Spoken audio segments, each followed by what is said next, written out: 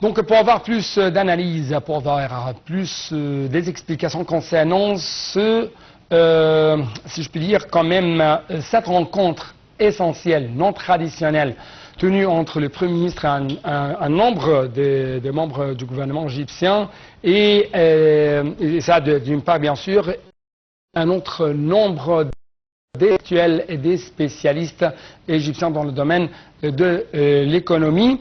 Nous avons en ligne de l'Internet international M. Ahmed El-Lissi Nassef, premièrement, au premier, si je puis premier intellectuel, mais aussi un économiste. M. Ahmed El-Lissi, vous êtes le bienvenu sur l'Internet international. Merci bien, c'est très gentil.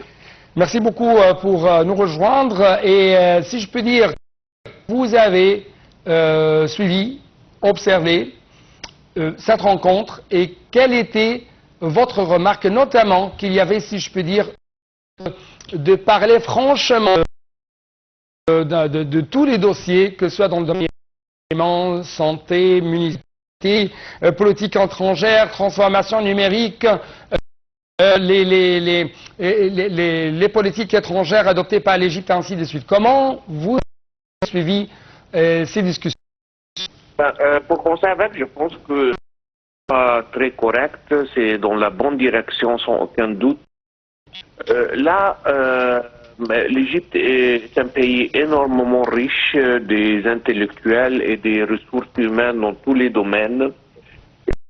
Et nous sommes tous des patriotes, on aime bien ce pays. Donc là, je vois que le Premier ministre, son Excellence, est en train de utiliser les ressources naturelles de ce pays. Donc je pense que c'est très intelligent, c'est un très bon pas dans la bonne direction, parce que ces jours-ci, on est en train de passer par des jours qui sont situations ou économiques, ou politiques, ou militaires, avec un genre d'incertitude énorme. Probablement que je ne pense pas qu'on a passé des temps pareils dans des décennies et des décennies. Donc, si ce n'était pas des siècles. Ouais. Donc là, on est en train de synergiser tous les pouvoirs intellectuels de l'État pour discuter pas mal des sujets qui semblent en surface, qui sont mutuellement exclus un de l'autre, mais en vérité, dans les racines et un peu plus profondément que sur les surfaces, ils sont bien, très bien même, liés un à l'autre. On dit que il y a ce qui est en train de se passer dans Gaza, dans tout ce qu'on connaît, mais ça a une dimension économique notamment, qui est en train de toucher à l'économie de l'Égypte, surtout avec ce qui est en train de se passer au sud et au canal du Suez. Donc là, par exemple, c'est un très bon exemple où on a une situation, une guerre, on n'est pas impliqué, au moins pas directement, si vous voulez. Oui, monsieur Ahmed El-Lissi, si je peux dire à quel point vous trouvez que c'est très crucial, c'est très important d'avoir de telles réunions, de telles rencontres, de tels débats entre le gouvernement et ses intellectuels, notamment que nous sommes dans une guerre d'information.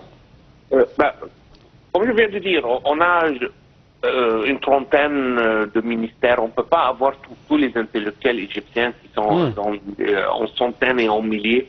Et dans tous les postes du gouvernement. Mais il n'y a rien qui empêche ces ressources énormes, très riches, que le gouvernement essaye d'utiliser ces ressources, et ce que le Premier ministre vient de faire aujourd'hui, et je pense que c'est une première qui est très très correcte, et sans aucun doute c'est à répéter, bien sûr, parce que peut-être pas tout ce qui va être dit va être pris en compte ou exécuté, mais c'est toujours la communication est quelque chose de positif toujours et pour tout le monde, pour tous les côtés. Oui. Donc le plus de communication qu'on a, le plus qu'on est bénéficiaire comme pays et dans tous les sens. Oui. Au cours de cette rencontre, il y avait, si je peux dire, une recommandation, des propositions en ce qui concerne qu'il faut que l'Égypte, à travers ses politiques, si je peux dire quand même, ces politiques étrangères, notamment envers Israël. Alors que, par exemple, monsieur le ministre égyptien des Affaires étrangères a dit que l'Égypte a fait une sorte des relations stratégiques avec les différentes parties en conflit, que ce soit au niveau régional ou international. Et il y avait une question cruciale, c'était la politique étrangère de l'Égypte vis-à-vis de ce barrage de l'Éthiopie, ce barrage de la Renaissance. Comment vous avez suivi de tels va-et-vient? Écoutez, je pense que l'Égypte, généralement, comme une politique étrangère, est un pays qui est très souple, très calme. On n'aime pas les mesures ou les gestes soudains. On n'aime pas de prendre des directions ou exagérées dans un côté ou l'autre, qui n'est pas le cas pour tous nos voisins dans la région. Donc ça, c'est quelque chose que je pense l'Égypte mène une politique étrangère qui est très très balancée.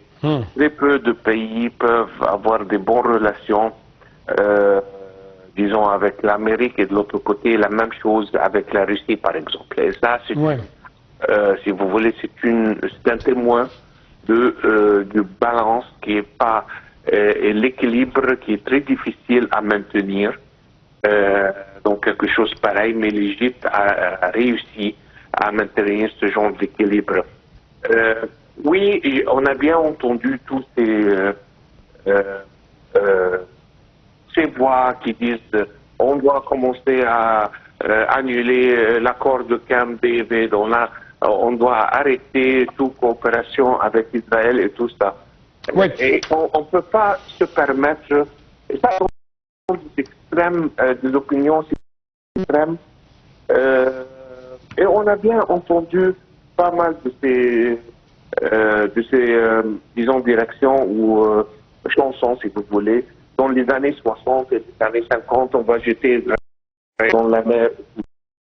On a parlé de ça des décennies et décennies, mais on a des réalités sur la terre. Ouais. Et tout simplement, si l'Égypte va arrêter toutes les relations qu'elle a avec Israël, qu'est-ce qui va faire la médiation pour les Palestiniens? Est-ce que un pays le poids de l'Égypte, c'est un pays très très important, mais être dans le jeu, ça nous donne une perspective et une vision beaucoup plus influentielle si on était hors jeu. Oui. Oui. Ce n'est plus le temps. Concernant le barrage de la Renaissance, par exemple.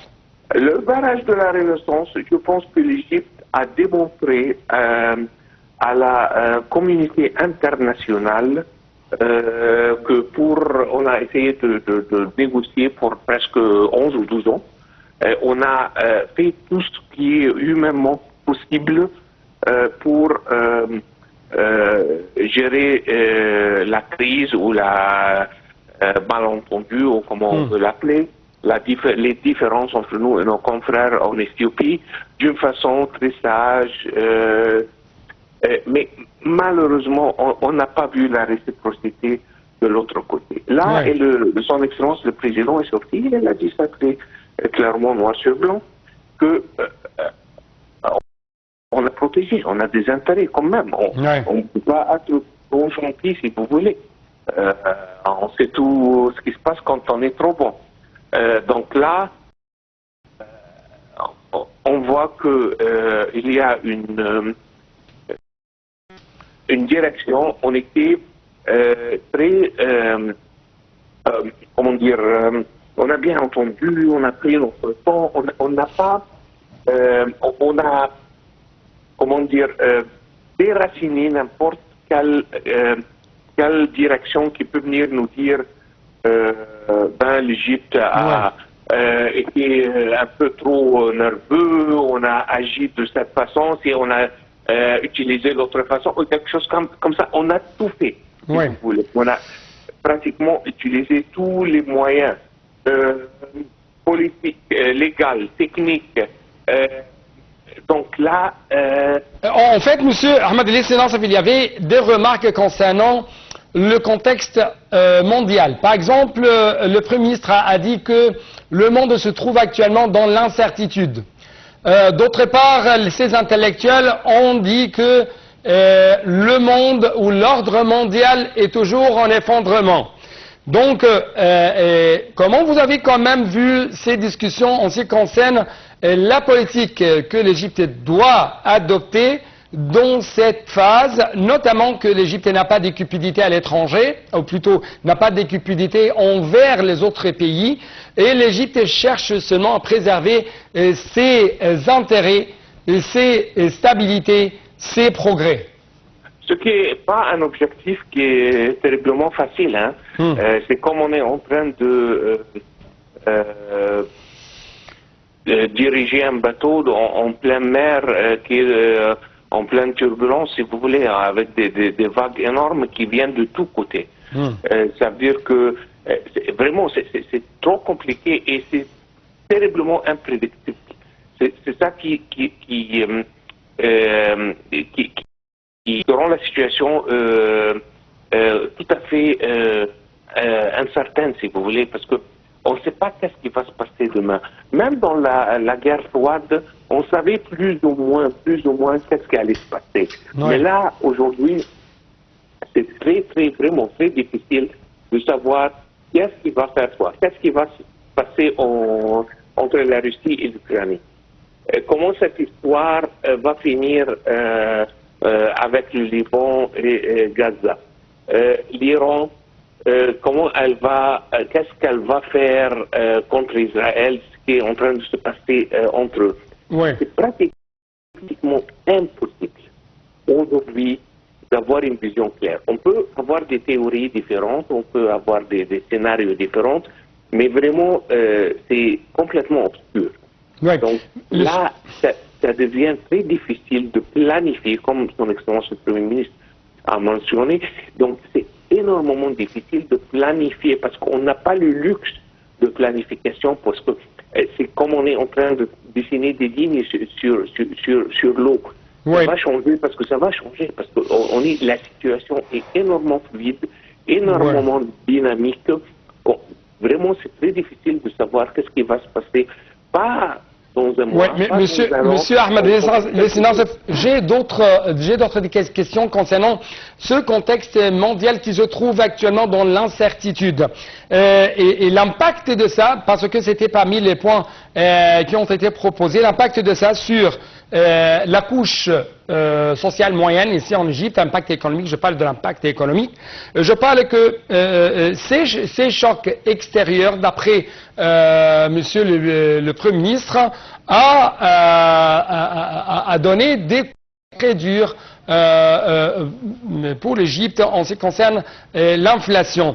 Et quand même, il y avait des discussions concernant la restructuration de la subvention, que ce soit monétaire ou que ce soit à travers le fait de présenter des denrées aux citoyens. Comment vous avez vu ça et ça s'ajoute quand même à une sorte de point d'interrogation,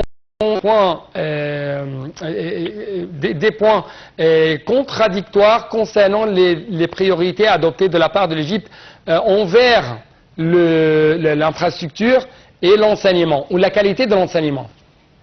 Tout à fait, vous avez tout à fait raison, parce que maintenant on est dans une deuxième fois dans une situation tout à fait fluide. On ne sait pas qu'est-ce qui est en train de se passer, comment on va passer d'un côté à l'autre. Là, si on prend par exemple comment ça va affecter la situation avec les classes moyennes. Donc là, l'inflation bien sûr, va être touché par le montant des devises étrangères qui rentrent dans le pays. C'est très normal. Les bases de l'économie, si vous voulez.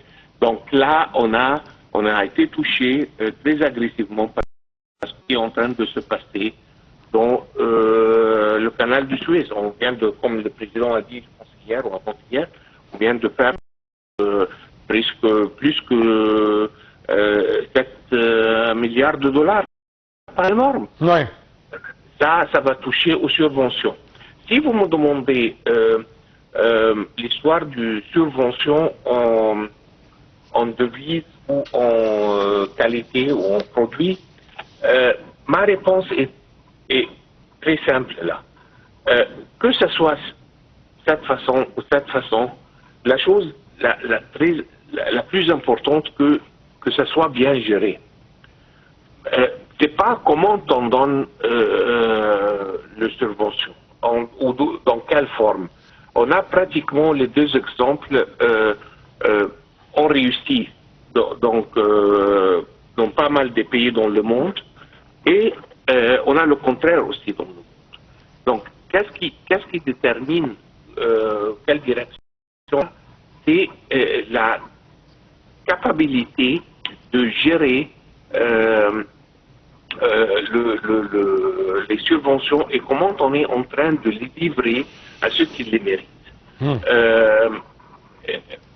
Et honnêtement, ni l'un ni l'autre change grand-chose vis-à-vis ça. Okay? Donc, c'est une question de gestion. Où on le fait en qualité, où on le fait en cash, c'est pas ça la différence, c'est comment on les gère, comment on définit. J'ai presque une minute à vous donner. Excusez? J'ai une minute à vous donner. Ok. Donc, ce qui compte, c'est comment est-ce que on trouve les gens qui méritent ce genre de subventions et puis on leur passe les subventions et que ce soit dynamique. Parce que, par exemple, si on va, j'espère non, mais ça reste toujours possible, si on va recevoir une autre vague d'inflation importante en Égypte, donc la subvention doit réagir ou partir dans la même direction. C'est ça la chose la plus importante. Oui. Donc, Monsieur Ahmed Nassef, je dois vous remercier infiniment pour de telles explications de votre part en ce qui concerne les différents dossiers qui ont été proposés au public avec le gouvernement et ces intellectuels égyptiens. Toujours nous essayons de, si je puis dire, mettre sur la table ces différentes discussions, mais des points, l'une des questions qui ont été bien sûr suscitées, c'était ces guerres régionales déclenchées par Israël sur le plan régional, avec bien sûr ses assistances américaines et occidentales. Donc je dois actuellement vous proposer ce reportage de Salam Maghrabi concernant Israël qui a menacé de riposter au lancement par l'Iran de quelques 200 missiles vers son territoire pour venger la Libanais du Hamas. Donc, les explications